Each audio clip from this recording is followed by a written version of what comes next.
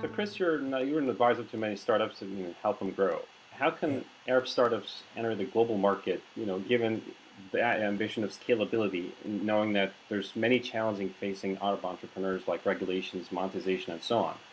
Yeah, I'm working through this a lot in my own thinking about it because on different days you might catch me thinking about it a little bit differently, right? One of the great moments that I had was I was a judge in a startup competition in Egypt a year and a half ago, and this young man from Alexandria was pitching really interesting app business, and I thought to myself, oh my lord, and I opened up my iPad, I had the app. It never dawned on me that it was six guys from Alexandria. It was Weather HD, and it was a beautiful weather app, and it was the company, it was called VMoth, and they were the largest paid download app company in the world at that time. It was like 300,000 or 400,000 downloads. Now they have 5 million, right?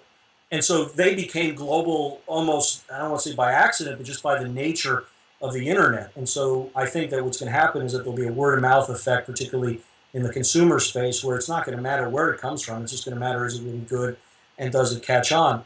I've seen some very sophisticated technologies in different parts of data management, very sophisticated technologies in healthcare and all. They require a sense of business development, a connection to other kinds of markets, and those take time. And the fact is that so many of these other markets are so incredibly competitive that it's going to be tough. And so on some days, I think, do everything you can to win as big as you can within your market and your region, and success will breed success. But the fact is, you're one click away in the world.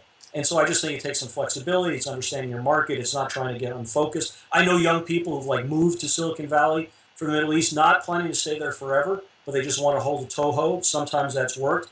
I think the Whoop guys are doing really interesting things with that. Other guys had to go back home. So I don't think there's one right answer. You just got to think about what is the core of what you're offering, what is the best market where you can win first. And again, with everything being one click away, I think a lot of companies are going to find themselves international companies almost despite what it is that they want to do to begin with.